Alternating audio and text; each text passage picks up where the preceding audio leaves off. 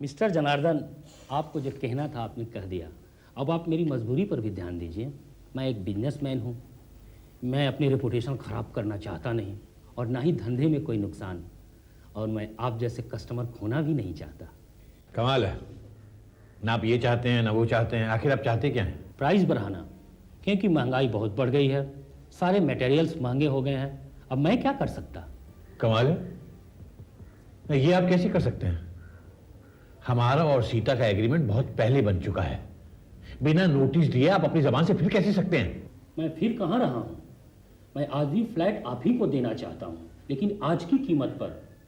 मैंने आपको और सीता जी को फ़ोन करके इन्फॉर्म किया, वह आप नोटिस समझें।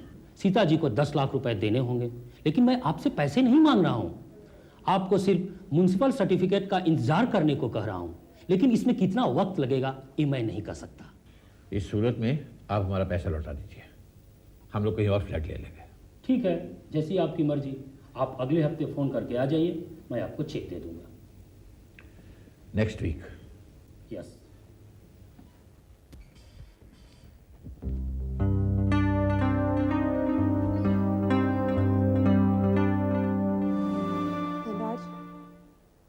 मुझे ऐसा लगता है तुम्हें मेरा सुझाव पसंद नहीं आया, जो मैंने राधा और मोहन के सामने तुम्हें दिया।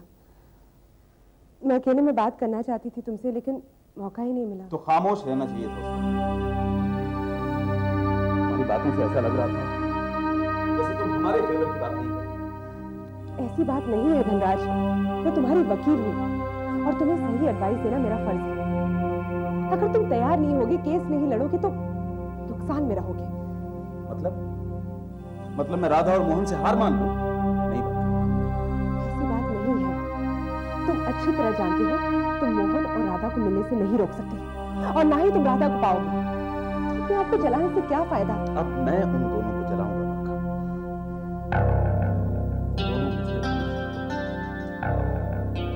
कैसे न कैसे करके राधा को पत्नी बना लिया था, लेकिन और देखो, राधा अब भी मोहन के साथ है। मैं उसका पति होकर भी कुछ नहीं कर सकता। मुझे हारना नहीं था, लेकिन मोहन को जीतना नहीं था, लेकिन वो जीतना चला गया। लेकिन अब मुझे मौका मिला है, मैं उन दोनों को ऐसे नहीं छोड़ूंगा।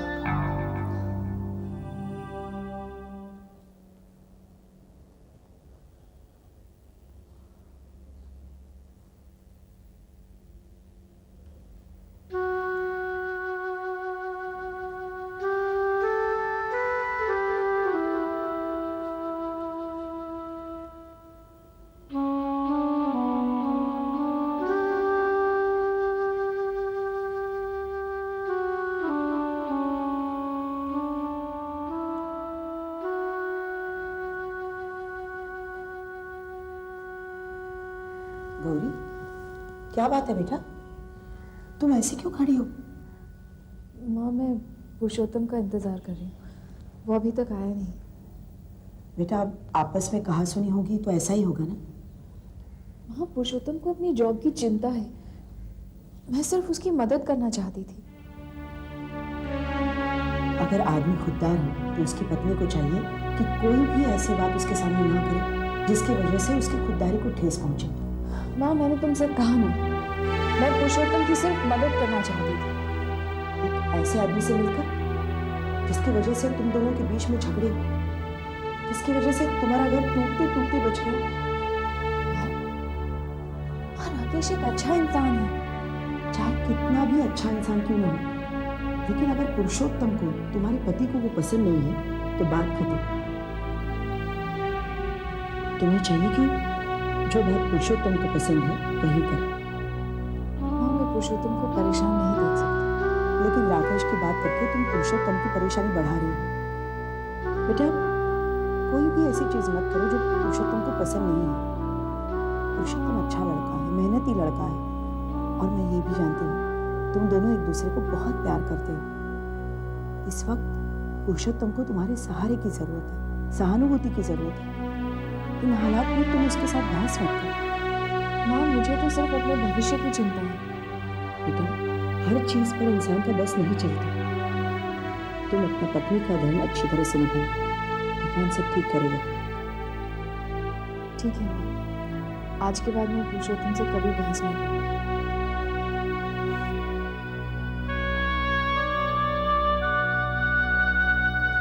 सोनल बेबी खाना।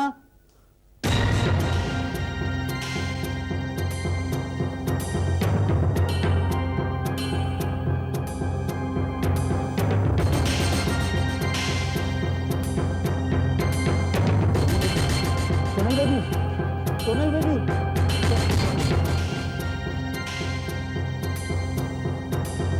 आप नहीं चाहते मेरी शादी रोक दीजिए, इसलिए मैं आत्महत्या। शादी, शादी, शादी, शादी। अरे भाई, हम चांद के पार क्यों जाएंगे जब ये खूबसूरत चांद हमारे पास हैं। अरे सरकार, 2 घूंट पी लोगे ना तो ये चांद भी परी लगने लगेगा। अरे नहीं, ये शराब तुम्हारे सामने पीती है, समझी? देखो, कबाब में हड्डी कौन मर रहा है?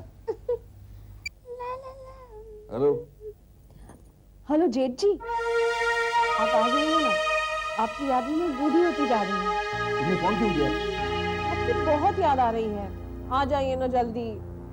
देखो, इस वक्त मैं जरूर मीटिंग। शबाब में जब शराब मिलाओ बिगड़ जाता है। जेठ जी, कौन है वहाँ आपके साथ? वही तो, नहीं वही, यहाँ पे मीटिंग चल रही है। ये नशे की बात करने वाली औरत कौन है आपके साथ जेठ जी? क्या बताइए, क्या तुम्हारे कान बज रहे? देखो, मीटिंग जैसी खत्म होती है ना, तुम्हें फोन करूंगा। आप झूठ बोल रहे हैं, मैं सब कुछ समझती हूँ।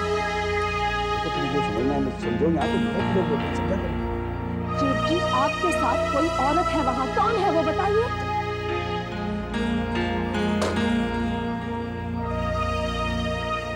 कौन था? खैर, जो भी था वो परेशान कर रहा, थोड़ा हटाओ उसे। एक बात कहूँ? ना कहो। देखो ना, मैं ऐसी जगह रह रही हूँ जहाँ आपका आना जाना अच्छा नहीं है। क्या कोई ऐसी जगह नहीं है जहाँ आप कभी भी आ सकते हो, कैसे भी आ सकते हो? देखो, मैं कुछ समझा नहीं, जो भी करना है साफ साफ कहो। वो मैं ये कह रही थी कि कोई ऐसी जगह, एक फ्लैट मिल जाए। आप तो नेता है ना तो उस कोटे से जहाँ पर सब इज्जतदार लोग रहते हो। हाँ, समझा समझा। आप कभी भी आओ, कोई प्रॉब्लम नहीं होएगा। मैं किसी डिसेंट जगह पे तुम्हें फ्लैट दिलाऊंगा। आइडिया खराब नहीं। Thank you. तो आगे। वो मेरे साथ रमाकांत, वो भी साथ में ही रहेगा। खास आदमी है। किरण, और चिंता करने की कोई बात नहीं, आपके लिए वो बहुत वफादार रहेगा। नहीं, जब वो हमारे साथ काम करने लगेगा, मुझे भी फ्लैट दिलाएगा। वो तो वफादार है, लेकिन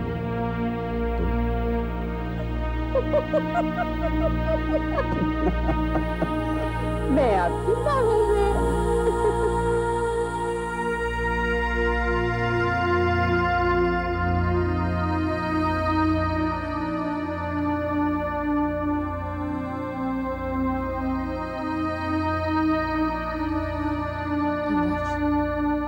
और बैठो, मुझे तुमसे कुछ बात करनी है।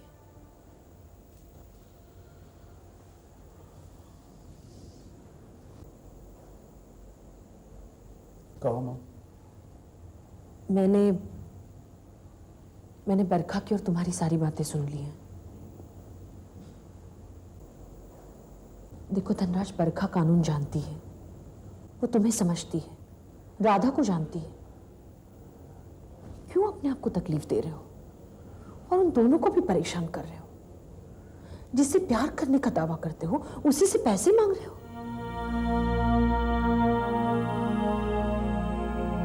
माँ, तुम ना ही बोलो तो अच्छा है। तुम्हें राधा की फिक्र है, मोहन की चिंता है, लेकिन ये जो तुम्हारा अपना बेटा है, इसकी कोई परवाह नहीं है तुम्हें। परवाह है धनराज। मैं अगर तुम्हें अपना दिल खोलकर दिखा सकती तो दिखा देती। मैं तुम्हारा दुख समझती हूँ, लेकिन बेटा एक तरफा प्यार दुख ही देता है, सुख नहीं। राधा मोहन के लिए बनी है और ये मेरा या तुम्हारा फैसला नहीं, ऊपर वाले का फैसला है। उसे कोई नहीं बदल सकता। कोई नहीं। राधा मेरी पत्नी थी और मेरी पत्नी भी रहेगी। ये फैसला भी उसी ऊपर वाले ने किया था। मैं उसे चैन से नहीं रहने दूंगा। जब वो तुम्हारे साथ थी तब भी तुमने उसे कहां चैन से रहने दिया था? तुमने मेरा एक भी गुण नहीं उठाया और इनके सारे अवगुण उठा लिए। वो जिस रास्ते पर चल रहे हैं उसका फल उन्हें मिल रहा है, लेकिन ये बात उनके कभी समझ में नहीं आई। लेकिन अब तुम तो समझो, राधा की वजह से तुम्हारी याददाश्त वापस आ गई, उसकी वजह से तुम्हें नई जिंदगी मिल गई। उसका ऐसा मानकर तो उसे छोड़ दो। राधा और मोहन के बीच दीवार मत बनो, ऊपर वाले की मर्जी से मत टकराओ धनराज। मैं राधा को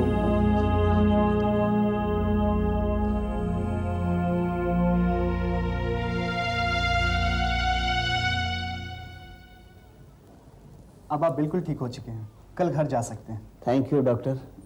मिस्टर पूरब, रमाकांत जी को रेस्ट की ज़रूरत है और अच्छी डाइट की। इनकी कमज़ोरी के लिए मैं कुछ विटामिन लिख देता हूँ, आप समय पे देते रहना। ठीक, बस। Thank you doctor.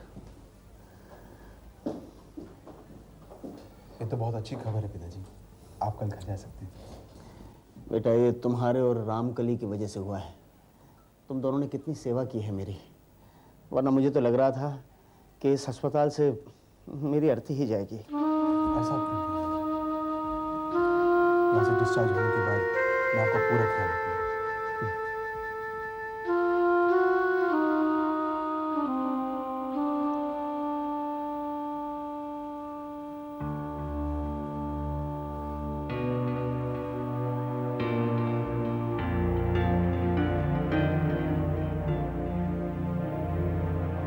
क्या बात है बेटा, बहुत परेशान हो? नहीं पिताजी, ऐसी कोई बात नहीं है। क्यों? अपनी परेशानी अपने पिता को नहीं बताओगे? हो सकता है मैं तुम्हें कोई अच्छी राय दूं। पिताजी गंगा की हरकतों से परेशान हो गए, अपनी औकात पे जो आ गई। घर में चोरी की उसने, बाकी जेवरात चुराए और इल्जाम मुझ पर लगा दिया। मैंने फैसला कर लिया पिताजी, मैं उस औरत को डिवोर्स दूंगा। बेटा, ये औरत मुझे शुरू से पसंद नहीं थी, लेकिन मैंने कुछ कहा नहीं क्योंकि तुम्हें वो बहुत पसंद थी। नहीं पिताजी, वो औरत मुझे कभी पसंद नहीं।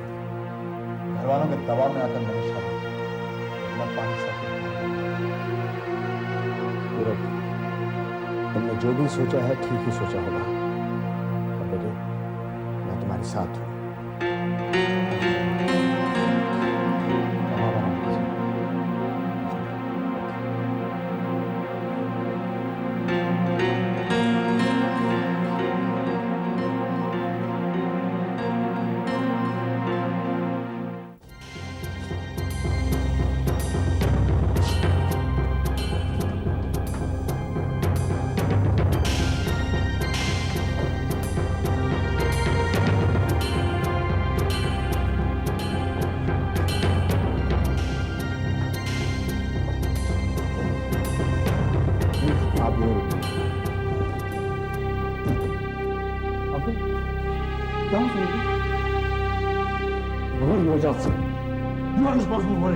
तुम्हारी वजह से मेरी बेटी ने खुदकुशी करने की कोशिश की है। बेटी को कुछ हो गया ना तो मैं तुम्हें छोड़ूंगा नहीं।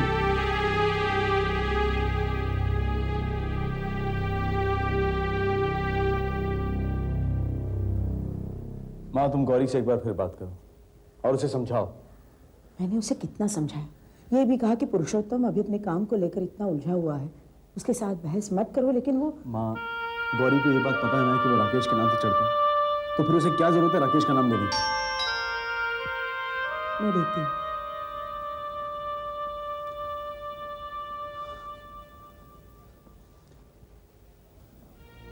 आइए।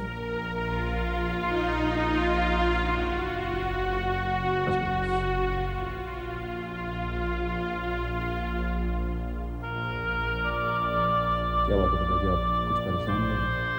हाँ बेटा, समझ नहीं आ रहा, जैसे हर चीज हाथ से फिसलती सी जा रही है। एक तो वो बिल्डर फ्लैट का पोजीशन देने को तैयार नहीं, रोज किसी न किसी बात में बहाना बना देता है, समझ नहीं आ रहा। मैंने एडवांस वापस मांगा तो 1 हफ्ता और टाल दिया। यहां तक कि हमारा पुराना फ्लैट उसका पोजीशन भी नहीं दे रहा। हमें नहीं सही, लेकिन वो आपको क्यों परेशान कर रहा है? मेरे को समझ नहीं आ रहा। मैं तो सोच रहा हूँ कि उस फ्लैट का भी एडवांस वापस ले लूं। हाँ, मुझे तो उसकी नीयत में खोट लग रही है। आप पैसे ले लीजिए उससे। तो सीधा वो फ्लैट रेडी है और उधर पूरब ने क्या किया? वो गंगा को डाइवोर्स देकर सोनल से शादी करना चाहता है। क्या पूरब सोनल से?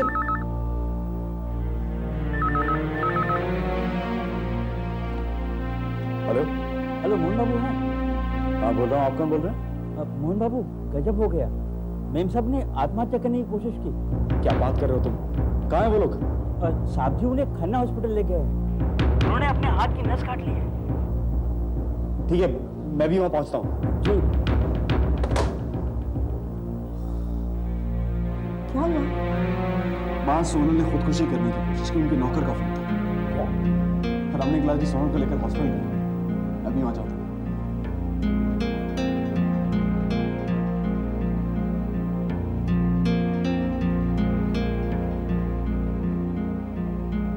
क्यों सोनल को बहकाया, शादी का वादा किया, जबकि तुम खुद शादीशुदा हो, एक बच्चे के बाप हो। तुमने मेरी बेटी को मिसलीड किया है कि तुम अपनी बीवी को डिवोर्स देने वाले हो। सब जानता हूं मैं, सब जानता हूं, तुम्हारी नजर मेरी दौलत पे है।